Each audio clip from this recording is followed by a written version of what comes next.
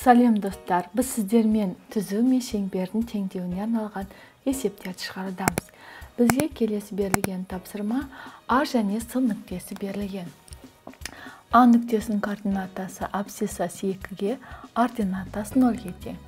Ал С нүктесінің абсцисасы -4-ге, ординатасы 8-ге тең. Алдымен С нүктесі шеңбердің центрі болатын, ал А нүктесі шеңбердің бойында жататын нүкте болсын. Осы шеңбердің теңдеуін жазуымыз керек.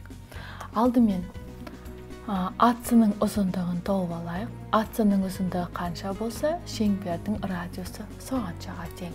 Яғни АС тең ұзындығын табамыз. Квадрат түбір астында С-ның координатасынан А-ның координатасын азайтып қосамыз.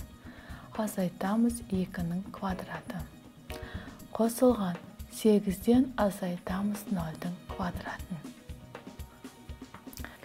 Тең болады -6-ның квадраты 36, 8-дің квадраты 64. 36-64 қоссақ 100, 100-ден 10 шығады. Яғни радиусы 10-ға тең деген сөз. Радиусы 10-ға тең. Енді шеңбердің центрі С нүктесі. Яғни шеңбердің центрі С нүктесі, радиусы R-ға тең болатын шеңбердің теңдеуін жазуымыз керек. Яғни центрі -4-те 8 нүкте арқылы өтеді. Жазатын болсақ, x плюс 4-дің квадраты қосылған y минус 8-дің квадраты тең болады 10-ның квадраты 100-ге.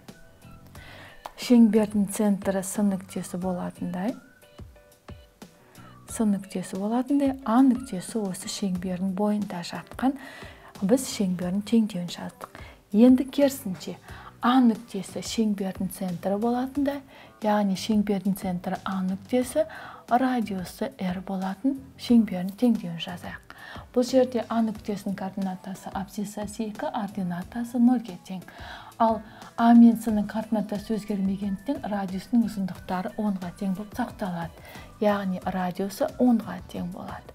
Енді центрі А нүктесі болатын шеңбердің теңдеуін жазайық. Яғни x А нүктесінің абсцисасы 2 болғандықтан x азайтылған 2-ның квадраты қосылған y, ординатасы 0 болғандықтан y азайтылған 0-дің квадраты тең болады 10-ның квадратына. Шеңбердің теңдеуін ықшамдап жазсақ, x минус 2-ның квадраты қосылған y квадрат тең болады 100-ге.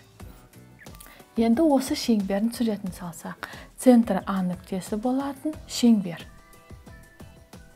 Ал осы шеңбердің бойында жатқан кез келген С нүктесі болып табылады.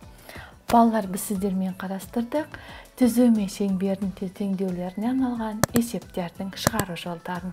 Келесі кездескенше сау болыңдар.